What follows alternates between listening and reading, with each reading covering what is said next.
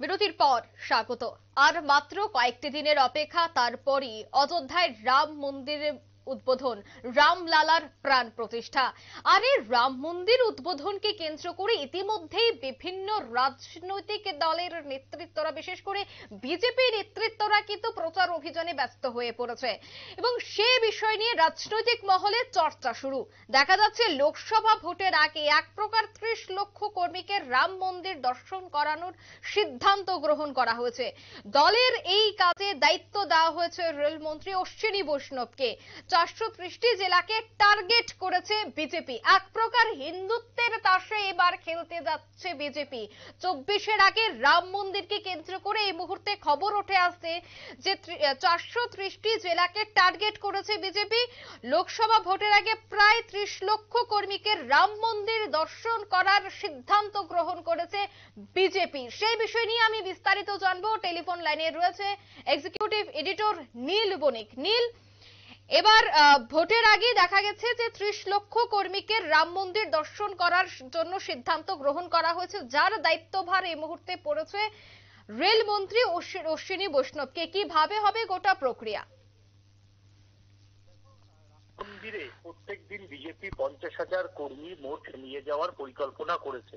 ফেব্রুয়ারি মাস পর্যন্ত বিজেপির এই কর্মসূচি চলবে। প্রত্যেকদিন দেশের বিভিন্ন প্রান্ত থেকে যাতে 50,000 কর্মী রাম মন্দিরে উপস্থিত হন, তার কিন্তু একটা পরিকল্পনা নিয়েছেন বিজেপির কেন্দ্রীয় নেতৃত্ব। গতকালই দীনদয়াল উপাধ্যায় মার্গ অর্থাৎ বিজেপির কেন্দ্রীয় অফিসে বিজেপির কেন্দ্রীয় নেতারা একটি বৈঠক করেন, যে বৈঠকে অমিত শাহ থেকে আরম্ভ করে জেপি নাড্ডা, বীরেন সন্তোষ উপস্থিত ছিলেন। সেই বৈঠকেই মোটামুটি এই সিদ্ধান্ত হয় বলে দলীয় সূত্রের খবর। তবে যেটা জানা যাচ্ছে যে সমস্ত রাজ্যকেই টার্গেট করা হয়েছে, 430টা জেলাকে এই ক্ষেত্রে টার্গেট করা হয়েছে। কেন 430টা জেলাকে টার্গেট করা হয়েছে? অর্থাৎ যেখানে হিন্দুত্বের ঝড় বইলে বিজেপি লাভবান হবে বা হিন্দুত্বের বার্তা দিলে বিজেপি ভোট বাক্সে বিজেপি সেটা প্রতিফলন ঘটবে, সেই রকম 430টা জেলাকে বিজেপি টার্গেট করেছে।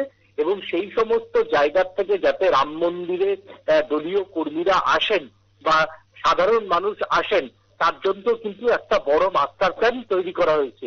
যেই মাস্টার প্ল্যানের মাথায় রাখা হয়েছে দেশের রেলমন্ত্রী অশ্বিনী বৈষ্ণবকে। এখন অঙ্কিতা, তোমার প্রশ্ন হতে পারে, অশ্বিনী বৈষ্ণব কিন্তু কোনো হার্ডকোর রাজনীতিবিদ তিনি নন বা অভিজ্ঞ রাজনীতিবিদ নন। তিনি ভালো কৃতি ছাত্র, তারপর তিনি ভালো আমলা থেকে তিনি অবসর নিয়ে তিনি রাজনীতিতে এসেছেন। সেই জায়গা থেকে কারো অশ্বিনী বৈষ্ণব হচ্ছে দেশের রেলমন্ত্রী এবং অল্প খরচে যদি আগরতলা থেকে কোনো বিজেপি যদি 50,000 কর্মীকে যদি রাম মন্দিরে নিয়ে যেতে হয়, তাহলে কিন্তু প্রথম দায়িত্বটা পড়বে রেল দপ্তরের উপর। রেলে করেই কিন্তু কর্মীরা দূর দূরান্তে এক জায়গা থেকে আরেক জায়গায় পাড়ি দিতে পারবেন। সেই জন্য পুরো প্রোগ্রামের মাথায় রাখা হয়েছে রেলমন্ত্রীকে। অর্থাৎ কোন বিজেপির যারা প্রদেশ সভাপতিরা রয়েছেন, তারা তাদের একটা ডেট দিয়ে দেওয়া হবে। সেই ডেট অনুযায়ী তারা প্রচার অভিযান করে প্রচার শেষ করে দলে দলে কর্মীদের নিয়ে যাবে অযোধ্যা পর্যন্ত। কিসের উপর ভিত্তি করে? না, রেলের উপর ভিত্তি করে। এই জন্যই সমস্ত কোঅর্ডিনেশন যাতে ঠিকঠাক হয়, কোন প্রদেশে কিভাবে ট্রেন চলবে, কখন কিভাবে চলবে, সেটার জন্যই কিন্তু অশ্বিনী বৈষ্ণবকে কিন্তু দায়িত্ব দেওয়া হয়েছে। এবং অশ্বিনী বৈষ্ণব যেহেতু রেলমন্ত্রী, তাই তাকেই দায়িত্ব দিল, কারণ তাহলে তিনি কোঅর্ডিনেটটা ঠিক মতো করতে পারবেন, তার জন্য তাকে দায়িত্ব দেওয়া হয়েছে। তবে বিজেপি যেটা সিদ্ধান্ত নিয়েছে যে এই ক্ষেত্রে যে রাম মন্দির দর্শন যে কর্মসূচি, সেই রাম মন্দির দর্শন কর্মসূচিতে কোনো মুহূর্তেই যাতে দেশের কোষাগার থেকে পয়সা না যায়, সেটা কিন্তু বিশেষভাবে লক্ষ্য রাখতে বলেছেন। কারণ হচ্ছে যদি রেল যদি লস করে যদি ট্রেন নিয়ে যায়, সেই ক্ষেত্রে প্রশ্ন উঠবে এবং সেই ক্ষেত্রে কিন্তু বিজেপিকে কিন্তু পলিটিক্যালি আক্রমণ করতে পারবে বিরোধীরা। কিন্তু বিজেপি যদি দেশের যে নিয়ম আছে, কোনো রাজনৈতিক দল তাদের প্রচার অভিযান করার জন্য নির্দিষ্ট অঙ্কের যে টাকা, সেই টাকা দিয়ে যদি তারা রেলের কাছে আবেদন করেন, রেল কিন্তু তাদের ট্রেন মজুত করে। এবং সেই ক্ষেত্রে বিজেপি তাহলে কি করবে? বিজেপি নির্দিষ্ট রেলের যে নিয়ম রয়েছে, সেই পুরনো নিয়ম অনুযায়ী অ্যাপ্লাই করবে।